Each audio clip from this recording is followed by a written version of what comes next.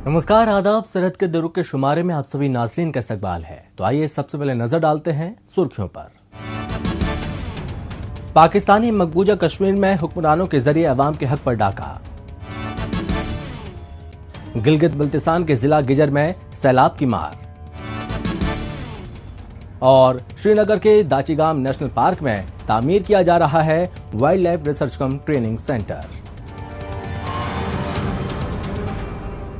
जमहूरियत के नाम पर कहने को तो पाकिस्तानी मकबूजा कश्मीर में सदर है, काबीना है, असेंबली है और इन सब को चलाने वाला वजीर आजम भी है।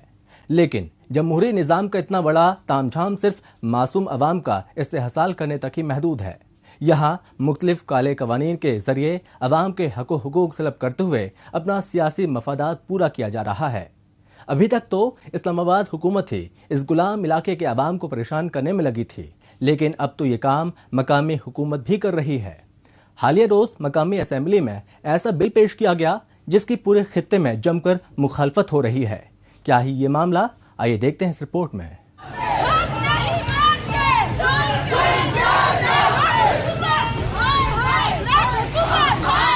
ये है पाकिस्तानी मकबूजा कश्मीर की दारुल हुकूमत मुजफ्फराबाद, जहां इन दिनों मकामी तालिब इल्म, नौजवान और कौम परस्त एक साथ मिलकर हुकूमत के खिलाफ एहतजाज के जरिए अपनी नाराजगी जाहिर कर रहे हैं। इसके पीछे गुज़िश्ता माह पाकिस्तानी मकबूजा कश्मीर असेंबली में पेश किया गया वो काला कानून है, जिसे मकामी नौजवान अपने मुस्तकबिल को बर्बाद करने की एक बड़ी साजिश करार दे रहे हैं।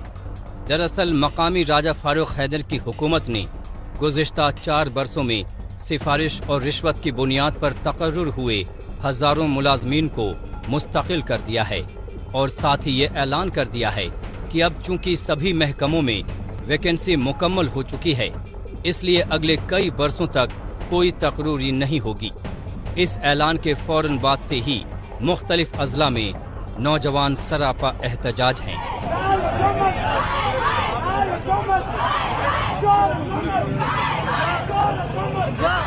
एडॉक्यूमेंट के नाम पे आप यहाँ पे इलेक्शन के ऊपर सियासत करना चाहते हैं। आप अपनी कुर्सियां बचाने के चक्कर में ये याद रखो कि ना हम आपको सियासत करने देंगे, ना हम आपको किसी का हक खाने देंगे और अवाम के लिए और अपने हकूक के तहफ़्फ़ुज़ के लिए हर मुमकिन हद तक जाएंगे।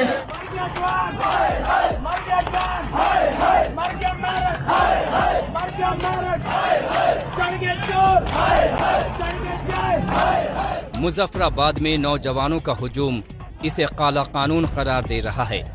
दरअसल मुस्लिम लीग के रहनुमाओं के करीबी न सिर्फ मुलाजमत पाने में कामयाब रहे, बल्कि इस कानून की आड़ में मकामी राजा फारूक हैदर की हुकूमत उन्हें मुस्तकिल भी कर रही है, जिससे हुकूमत गिरने के बाद भी उन्हें जॉब से हटाया न जा सके। इसलिए बाकायदा असेंबली में एक बिल पेश करवाया गया। अभी असेंबली में अक्सरियत PML यानी राजा फारूक हैदर हुकूमत की जमात की है, इसलिए ये बिल आसानी से पास भी हो गया। लेकिन इस नाइंसाफी के खिलाफ मकामी नौजवान पुरजोर अंदाज में अपनी आवाज बुलंद कर रहे हैं।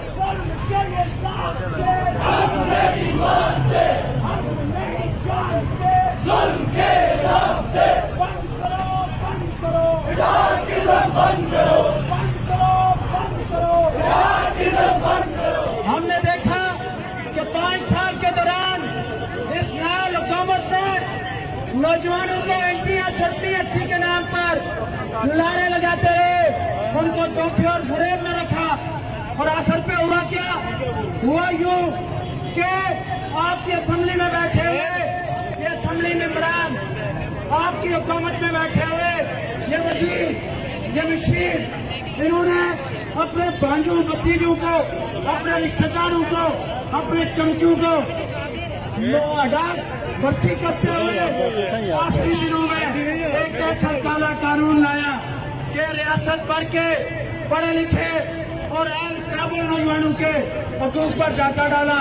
मर गया मेरठ, मर गई तालीम, मर गया जवान, चढ़ गए चोर। मकामी हुकूमत से काले कानून को वापस करवाने और अपने रोजगार पाने के हक को हासिल करने के लिए किए जा रहे एहतजाज में बड़े पैमाने पर तालीम याफ्ता नौजवान शामिल हैं। यही नहीं बल्कि अपना रद्द अमल जाहिर करने के लिए इसमें बड़ी तादाद में खवातीन भी शामिल हो रही हैं। हुकूमत की जानिब से लाए गए ऐसे कानून की वजह से इन लोगों को अपना मुस्तकबिल स्याह अंधेरे में जाता हुआ दिखाई दे रहा है। अपने साथ हो रही नाइंसाफियों के खिलाफ इन लोगों की नाराजगी का लावा एहतजाज की सूरत में फूट पड़ा है। यही वजह है कि नौजवानों के इस एहतजाज को मुआशरे के दीगर जिम्मेदार लोगों का ताउन हासिल हो रहा है। इस काले कानून को अदालत से भी खत्म करवाएंगे और रियासत का हर बशऊर शहरी अपने हक के लिए इस ज्यादती और जुल्म के खिलाफ खड़ा रहेगा। जब तक हम अपना हक हासिल नहीं कर लेते, हम अपने मुतालबात से पीछे नहीं हटेंगे।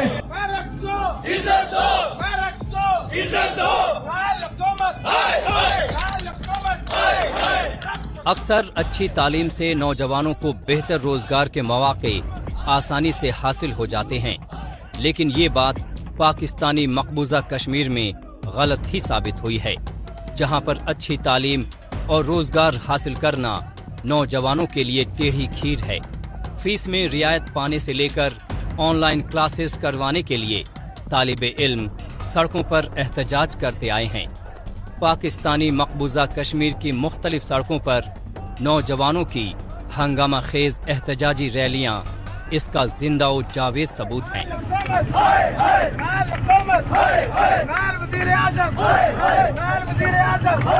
आप हमें बताएंगे महाराज के इलेक्शन आने वाले तो आपने ये रोना रचा दिया, तो कहाँ जाएंगे वो पढ़े लिखे डिग्री होल्डर नौजवान?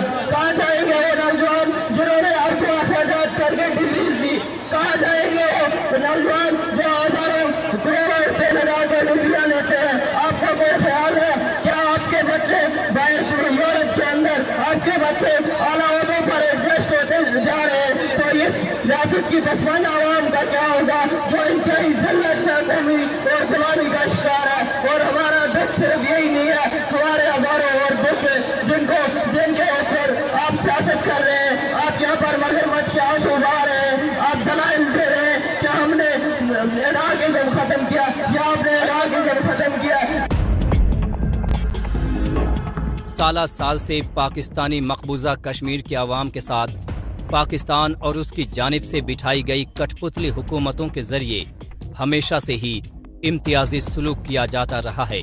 फिर चाहे बात रोजगार के मौके दस्तयाब करवाने की हो या फिर बात आला तालीम हासिल करने की, पाकिस्तानी मकबूजा कश्मीर हुकूमत की जानिब से ऐसे काले कानून के जरिए नौजवानों के मुस्तकबिल को हमेशा ही बर्बाद किया जाता रहा है।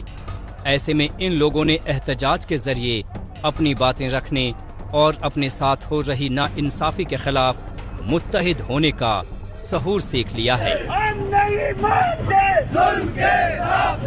बंद करो, बंद करो, बंद करो, बंद करो, बंद करो। पाकिस्तानी मकबूजा कश्मीर से अब करते हैं जम्मू कश्मीर का। 1978 में Jammu and Kashmir wild life protection act के जरिए जम्मू कश्मीर में जंगली जानवरों उनके रिहाइश को तहफ़्फ़ुज़ देने की पहल की गई थी। इस पहल को मजीद मजबूत करने के लिए वाइल्ड लाइफ प्रोटेक्शन महकमा भी वजूद में आया ताकि माहौलियाती तवाजुन के साथ साथ जंगली हयात को तहफ़्फ़ुज़ फराहम किया जा सके। इस सिलसिले को आगे बढ़ाते हुए वक्तन फवक्तन मुस्बत इक़दाम किए जाते रहे हैं। दरअसल इंतजामिया की तवज्जो तरक्याती काम के साथ साथ जंगली हयात की बेहतरी पर भी मरकूज है और इसलिए श्रीनगर के दाजीगाम नेशनल पार्क में वाइल्ड लाइफ रिसर्च कम ट्रेनिंग सेंटर तामीर किया जा रहा है। जब हम कश्मीर की बात करते हैं तो सबसे पहले हमारे जहन में खूबसूरत वादियां आती हैं। वहीं कुछ लोगों को झील, बर्फबारी और बगीचे काफी लुभाते हैं। लेकिन हम कश्मीर की उस खूबसूरती के बारे में बात कर रहे हैं जिसके बारे में कम ही चर्चा होती है। हम बात कर रहे हैं दाचीगाम नेशनल पार्क की, जो नेचर लवर्स के लिए किसी जन्नत से कम नहीं है। हालांकि दाचीगाम को श्रीनगर शहर में साफ पानी मुहैया कराने के मकसद से तैयार किया गया था, जहां महाराजा कश्मीर शिकार खेलने भी आते थे। उस दौरान इस इलाके को रॉयल हंटिंग रिजर्व के रूप में इस्तेमाल किया जाता था। आज ये इलाका चरिंदों परिंद और तरह तरह के पेड़ पौधों का खजाना है और अब तो यहाँ वाइल्ड लाइफ रिसर्च कम ट्रेनिंग सेंटर भी जल्द ही तामीर होने वाला है, जिसका काम तकरीबन मुकम्मल हो चुका है। जो ये बन रहा है, बनने जा रहा है, अब कंप्लीट हो रहा है, तो ये बहुत अच्छा कदम है। जो भी आएगा उधर ट्रेनिंग के लिए, इसके लिए अच्छी जगह है। कितना ज़रूरी था ये, ताकि इंसान बहुत ज़रूरी, ट्रेनिंग में बहुत कुछ सीखता है। बहुत ज़रूरी था, क्योंकि इससे पहले यहाँ कोई ऐसा ट्रेनिंग इंस्टीट्यूट नहीं था, तो अब ये बन गया तो सबके लिए बहुत अच्छा है। चाहे फॉरेस्ट वाइल्ड लाइफ की या और रिसर्चर होंगे वगैरह, उनके स्टूडेंट्स होंगे, उनके लिए अच्छा है। कुदरत ने जम्मू कश्मीर को उन सभी नेमतों से नवाजा है जिसकी बदौलत इसकी खास पहचान आज भी बरकरार है। इसका जर्रा जर्रा अपने आप में खास है। कश्मीर का दिल है श्रीनगर, और श्रीनगर की बेहद खास जगह है जंगली हयात से भरा दाची गाम कौमी पनाहगाह। यहाँ इंडेंजर्ड जानवरों के लिए बिल्कुल माकूल माहौल है। इन जानवरों और परिंदों के बारे में अब मजीद रिसर्च भी होगी और यहाँ काम कर रहे लोगों को मुल्क भर के एनिमल एक्सपर्ट्स के जरिए बाकायदा ट्रेनिंग और लेक्चर भी दिए जाएंगे। ये सब होगा यहाँ तामीर नए और अपनी तरह के अनूठे रिसर्च कम ट्रेनिंग सेंटर में। खास बात यह है कि यहाँ तामीर हुआ ये सेंटर रेजिडेंशियल भी होगा, यानी बाहर से आए हुए लोग यही कुदरत के करीब रहकर अपनी रिसर्च पूरी करेंगे। पहला सेंटर रहेगा वाइल्ड लाइफ रिसर्च कम ट्रेनिंग इंस्टीट्यूट, हमारी रियासत में पहला एक सेंटर रहेगा। इसका मुद्दा और मकसद हमारे डिपार्टमेंट का पीछे ये बुनियादी मकसद ये बनाने का था कि जो भी हमारा फ्रंट लाइफ स्टाफ है, रिसर्चर्स हैं related with the wild life, उनके लिए एक ऐसा मखसूस सेंटर किया जाए जहाँ पे उनको ट्रेन किया जाए, ट्रेनिंग से इम्पार्ट की जाए, रिसर्च कंडक्ट की जाए। तो ये बहुत ही इम्पॉर्टेंट है वाइल्ड लाइफ के हवाले से ये सेंटर का इनकाद होना, यहाँ बनना, जो कि अभी फाइनल स्टेजेस में है। कुछ दिन के बाद ये इनॉग्रेट भी होगा इंशाल्लाह। ये बहुत ही एक इम्पॉर्टेंट कदम है वाइल्ड लाइफ के हवाले से। समंदर की सतह से 2990 मीटर की ऊंचाई पर वाक़ई दाची गांव का मतलब है 10 गांव। यहाँ देवदार, चीड़ और ओक की भरमार है। यह पार्क हंगुल और कश्मीरी हिरण के रहने के लिहाज से बिल्कुल माकूल है। इसके अलावा यहाँ तेंदुआ, भालू, जंगली बिल्ली, हिमालयी मारमोट, कस्तूरी मृग, सीरो और लाल लोमड़ी भी बड़ी तादाद में हैं। वहीं परिंदों में कोकलास मोनल, बुलबुल, मिनीवेट, बियर्ड वल्चर, कटफोड़वा, फ्लाई कैचर और गोल्डन ईगल खास हैं। अभी तक इन खूबसूरत जानवरों और परिंदों को देखने के लिए लोग दूर दूर से यहाँ आते थे, लेकिन अब इनके बारे में जानने के लिए वाइल्ड लाइफ एक्सपर्ट और वेटरिनेरियन भी यहाँ आएंगे। ये एक बड़ा एक इनिशिएटिव कदम है जो कि यहाँ पे डेवलप हो रहा है रिसर्च सेंटर। उससे बहुत सा यहाँ पे फ़ायदा होने वाला है। जो भी यहाँ पे रिसर्चर्स आते हैं उनके लिए हेल्प है। वहाँ पे जो डॉक्टर्स हैं और ख़ासकर जो यहाँ एम्प्लॉयज़ हैं वो भी वहाँ रिसर्च सेंटर में बहुत कुछ सीख सकते हैं। इसे जो भी जिसके स्किल्स होंगे तो उधर वहाँ पे बहुत हेल्प होगी हमारे लिए, और ये बड़ा एक इम्पॉर्टेंट कदम है। और उसका जो फाइनल टच होने वाला है तो वो थोड़ा जल्दी होना चाहिए, क्योंकि उससे जितना जल्दी वो स्टार्ट हो जाएगा, फंक्शनिंग करेगा, उतना जल्दी सब में इम्प्रूवमेंट आ जाएगा सर। दाची गांव पार्क के साथ बहती हुई मारसार झील और उससे बहता दगवान दरिया मछली पकड़ने के लिए एक माकूल जगह है। पार्क को आमतौर पर 2 मुख्तलिफ जगहों में तकसीम किया जा सकता है, एक अपर दाची गांव और दूसरा लोअर दाची गांव। ऊपरी हिस्से में ट्रैकिंग करके जाना थोड़ा मुश्किल है, हालांकि यही इस जगह की खूबसूरती है। उम्मीद है कि हुकूमत के हालिया इकदाम के बाद से दाची गांव और भी मकबूल होगा।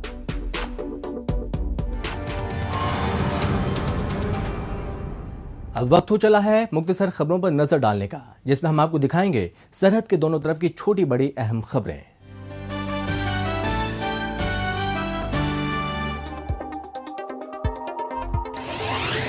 सेंगे शेरिंग ने ट्वीट किया है कि पाकिस्तानी खुफिया एजेंसी से वाबस्ता गाड़ी ने सड़क किनारे चल रहे जाकिर हुसैन को कुचलकर मार दिया, जिससे नाराज जिला स्कर्दू के मकामी लोग सरापा एहतजाज हैं। जाकिर को अभी भी इंसाफ का इंतजार है। जमील मकसूद ने ट्वीट किया है कि बैनुल अक़वामी इदारों के साथ साथ इंसानी हुकूक के कारकुनों की जानिब से पाकिस्तान पर दबाव बनाया जा रहा है। ये डीप स्टेट मुख्तलिफ तरीक़ेकारों का इस्तेमाल अपने खिलाफ उठने वाली आवाज़ों को दबाने के लिए करते आए हैं। मीर हमजा ने ट्वीट किया है कि पाकिस्तानी मकबूजा कश्मीर में तकरीबन 1100 मेगावाट बिजली की सलाहियत वाले NJHP पतरिंद पावर प्रोजेक्ट शुरू हो गया है। कोहाला सरन प्रोजेक्ट ज़ेर तामीर है। इसके बावजूद मुजफ्फराबाद में रोजाना 6 से 7 घंटों तक और शहर के बाहरी इलाकों में 15 से 16 घंटों तक रोज बिजली काटी जाती है। डिस्ट्रिक्ट एडमिनिस्ट्रेशन राजौरी ने ट्वीट किया है कि DDC राजौरी ने तालीमी महकमे की जानिब से चल रहे कामकाज का जायजा लिया, जिसमें मुख्तलिफ स्कूलों में खवातीन की तालीम, साफ पानी का इंतजाम और टॉयलेट व खेल के मैदान का तैयार करवाया जाना शामिल है। DDC राजौरी ने महकमे के अफसरों को इन प्रोजेक्टों को जल्द से जल्द पूरा करने की हिदायत दी। न्यू एज कश्मीर ने ट्वीट किया है कि कौमी परचम को फहराने में खुशी और फख्र महसूस होता है। राबिया नूर ने ट्वीट किया है कि जिला बांदीपुरा के वुलर विंटेज पार्क के खूबसूरत नज़ारों को देखने के बाद ज़हन में अपने आप ही ये ख्याल आता है कि अगर इस जमीन पर कहीं जन्नत है तो वो यही है।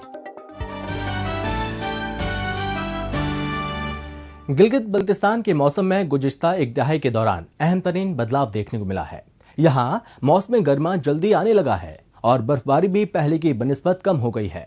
शायद ग्लोबल वार्मिंग का असर इस खित्ते पर भी दिखाई देने लगा है। मौसमी तब्दीली का खामियाजा इस खूबसूरत इलाके को उठाना पड़ रहा है। यहाँ हर साल सैलाब आने लगा है और ये सैलाब अपने साथ लेकर आता है मुसीबतों का भारी दौर। इस बार भी हालात जुदा नहीं है।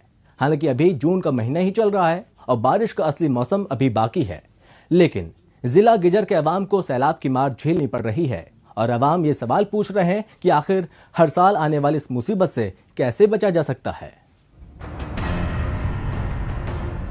गिलगित बल्तिस्तान में सैलाब का आना मानो एक रिवाज बन चुका है। हर साल सैलाब की शक्ल में कुदरती तबाही दस्तक देने लगी है। कभी गिलगित में सैलाब ज्यादा आता है तो कभी हुंजा में, तो कभी स्कर्दू में, तो कभी दियामर में, और जब हालात ज्यादा खराब होते हैं तो पूरे खित्ते में सैलाब की मुसीबत एक साथ देखने को मिलती है। फिलहाल तो इस साल सैलाब की शुरुआत हुई है गिजर से। पूरा गिजर जिला सैलाब के कहर से दो चार हुआ है, लेकिन इंतजामिया सोई हुई है, जबकि अवाम को हर पल अपने जानो माल की फिक्र सता रही है। ज़मीनें तबाह हो गई हैं और हम अंदर खरबल जो हिटेड एरिया है वहाँ से होके आए हैं अभी, तो अंदर जो लोगों की ज़मीनें हैं वो मुकम्मल तौर पर तबाह हो गई हैं। घर बार इनका ख़त्म हो चुका है। गिलगित बल्तिस्तान में सैलाब का आना कोई नई बात नहीं है। यहाँ लगभग हर साल सैलाब की तबाही दस्तक देती है, फिर भी इससे निपटने के लिए ठोस इक़दामात नहीं किए जाते। हुकूमत ने सैलाब से कोई सबक सीखा है ऐसा नहीं लगता। इस बीच गिजर में सैकड़ों टन मलबा दरिया में समाने से दरिया की सतह में भी इजाफा हुआ है। बहता हुआ मलबा अपने साथ ढेर सारी आलूदगी भी ला रहा है। दूर से ही देखने पर दरिया में जहां भी नजर डालो वहां तक सिर्फ छोटे बड़े पत्थर और मलबा ही दिखाई देता है। ये मलबा जहां तक बहता हुआ जाएगा अपने साथ गंदगी को भी इसी तरह बहाता हुआ ले जाएगा। हमारे बच्चा और हमारी फैमिली पूरी ऊपर है और हम यहाँ पे बिल्कुल घर खाली है। हमारे लोग सब ऊपर है। ऊपर जो घर है वो बिल्कुल बेघर है और उनके पास न खाने के पीने का कुछ भी खर्चा भी नहीं है। इस इलाके में छोटे बड़े कुल मिलाकर 4 पुल टूट गए हैं और अवाम जान जोखिम में डालकर आरजी पुलों के जरिए अपना बचा खुचा सामान समेटने में लगे हैं। गिलगित बल्तिस्तान का दरमंदर इलाका तो दूसरी जगहों से पूरी तरह कट गया है। लैंडस्लाइडिंग की वजह से शाहराह भी बंद हो गया है। इस वजह से जो जहां है वो वहीं पर फंस गया है। कई लोगों को सैलाबी रेला अपने साथ बहा कर ले गया, जिनका अभी तक कोई पता नहीं चला है। इस दरमियान अपनी मदद आपके तहत लोग खुद ही एक दूसरे की मदद में जुटे हुए हैं, लेकिन ये आम लोग एक दूसरे को खाने का सामान तो दे सकते हैं, लेकिन पुल बनाना तो इनके हाथ में नहीं है। उसके लिए तो हुकूमत को ही पहल करनी होगी। चलने के लिए 2 पुल थे, वो भी सैलाब ले गए हैं। लिहाजा हुकूमत से वक्त से मेरी अपील ये है कि ये जो पुल थे इसको जल्द से जल्द तामीर करवाया जाए, और बाकी जो सैलाब के दाएं बाएं साइड पर जो लोग खतरे में हैं उसको हुकूमत वक्त से मेरी अपील है कि उनको कोई ऐसा बंदोबस्त बनाए कि वो लोग उस खतरनाक जगह से निकल कर अपना दूसरी जगह में जाके सुकून से रह सके। गिलगित बल्तिस्तान में सैलाब का आना एक मामूल बन चुका है। हुकूमत चाहे किसी भी पार्टी की हो, लेकिन उसे अवाम के दर्द से कोई सरोकार नहीं है। सैलाब आता है, तबाही लाता है और अपने पीछे छोड़ जाता है कभी न भूलने वाला दर्द।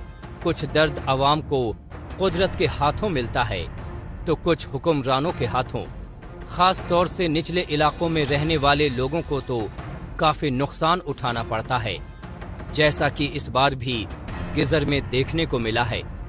हुकूमत रस्म अदायगी के तौर पर कुछ खुशनसीब लोगों को रहने के लिए टेंट दे देती है, लेकिन बेशतर लोगों को तो वो भी नहीं मिला है। आगे 2-3 जगह है, पूरी आबादी, एक छोटी गाँव थी, छोटी 2-3 गाँव है, वो बिल्कुल खत्म है। और यहाँ पे हमारे 2-3 बंदों को टेंट दिया है, बाकी नहीं, टेंट नहीं मिला है लोगों। ये कोई ढकी छिपी बात नहीं है कि ज़लज़ले के बरअक्स सैलाब अचानक नहीं आता। इसके संकेत पहले से ही मिलने लगते हैं, लेकिन शायद ही कभी हुकूमतों ने मुकम्मल तैयारी की जरूरत महसूस की हो। इसलिए सैलाब जब आता है तो बहुत कुछ तबाह कर देता है। कुदरत के कहर को रोका तो नहीं जा सकता, लेकिन इसकी तबाही जरूर कम की जा सकती है। अभी तो रवां साल सैलाब का पहला मामला देखने को मिला है। जुलाई अगस्त के महीने में जब बारिश तेज होगी तब सैलाब की तबाही भी हौलनाक शक्ल ले लेगी, लेकिन अफसोस हुकूमत के पास उससे निपटने का कोई मंसूबा नहीं है।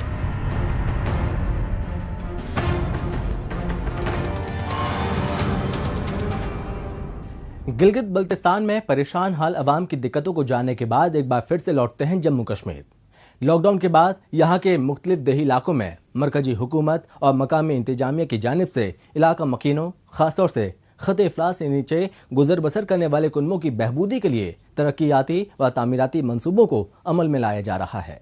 इन दूर दराज इलाकों में सरहदी जिला राजौरी भी शामिल है, जहां MG नरेगा, PMAY, PMGSY और दूसरे अहम मंसूबे कामयाबी से चलाए जा रहे हैं। पेश है हमारी ये रिपोर्ट। ये है सरहदी जिला राजौरी का ब्लॉक खवास, जहां पर अवाम खास तौर से खते इफलास के वाबस्ता लोगों को मरकजी हुकूमत और जम्मू कश्मीर इंतजामिया की जानिब से चलाए जा रहे मुख्तलिफ कौमी मंसूबों का फायदा पहुंचाने की कवायद जारी है। इस सिमत में प्रधानमंत्री ग्राम सड़क योजना के तहत मकामी लोगों को पक्की सड़क की सहूलियत दस्तयाब करवाई जा रही है, जो लोगों की आम दोरफ्त के साथ साथ तालीम और रोजी रोजगार हासिल करने में मददगार साबित होगी। इलाका मकीनों के मुताबिक मरकजी हुकूमत और मकामी इंतजामिया की जानिब से किए जा रहे इन इकदामात से इन इलाकों की तस्वीर में मुस्बत तब्दीलियां रुनुमा होंगी। जहाँ कोई कनेक्टिविटी नहीं थी, लोगों के लिए कोई साधन नहीं था, जहाँ से लोग पैदल रजौरी, सुंदरबनी, निशारा जहाँ भी जाना होता था, जहाँ से पैदल ही लोग जाते थे। 2-2 दिन लग जाते थे एक जगह से दूसरी जगह जाने के लिए। लेकिन अब ये 2-3 साल से हमारे ये PMGSY के तहत ये रोड हमारा सैंक्शन हुआ था, तो उसके तहत ये हमारा काम चल रहा है, जिसका कल हमने बीटी शुरू किया है।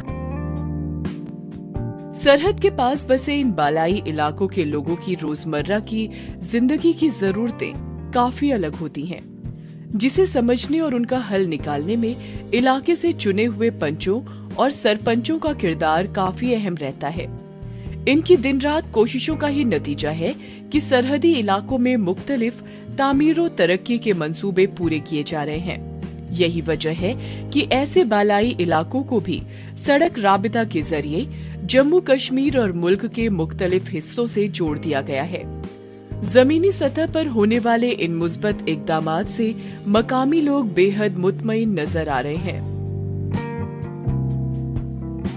वैसे लोगों में चेंजिंग खुद ब खुद आ रही है। कोई दुकान कर रहा है, कोई गाड़ी रखेगा, कोई कुछ ना कुछ, क्योंकि रोड से अच्छा बेनिफिट है। अगर किसी के पास थोड़ा बहुत पैसा है तो मकान बनाया कुछ ना कुछ, नहीं तो जो पैसा होता था वो कैरेज में लग जाता था। आगे क्या करें? आज इतना है कि अगर हमारा कोई बीमार हो जाए तो हम सुबह चलेंगे 12-1 बजे के दरमियान हम जम्मू में पहुंच सकते हैं, लेकिन पहले शाम को भी हम ख्वास नहीं पहुंच सकते, क्योंकि कंधे पे उठा कर जाना था। बीमार है, किसी बेचारे की मौत हो जाती थी पहुंचने से पहले, लेकिन आज इतना अगर कोई ना कोई बीमार हो जाए तो हम उसको बचाना तो खुदा अदा कर, लेकिन उसको हम सही मौके पे पहुंचा सकते हैं। अगर बेहतर सड़क राबिता किसी भी इलाके की तरक्की को बयान करता है तो ये बात जिला राजौरी के इस दूर अफ्तादा इलाके में बिल्कुल खरी उतरती दिखाई दे रही है।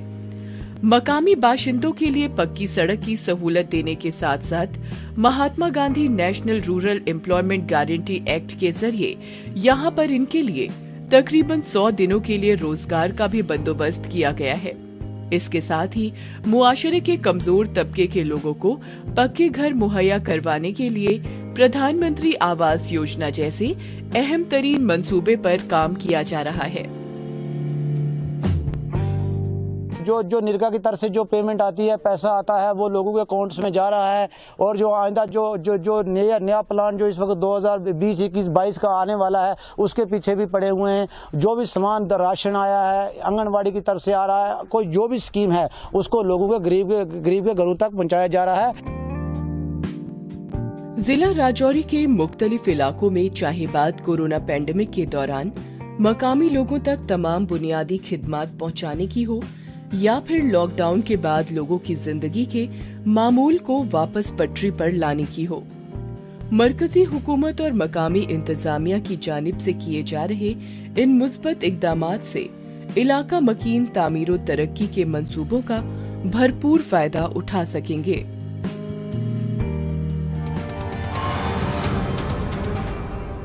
नाजरीन, इसी के साथ हमें दीजिए इजाजत। अगले हफ्ते इसी दिन इसी वक्त फिर होगी मुलाकात। तब तक के लिए नमस्कार, खुदा हाफिज।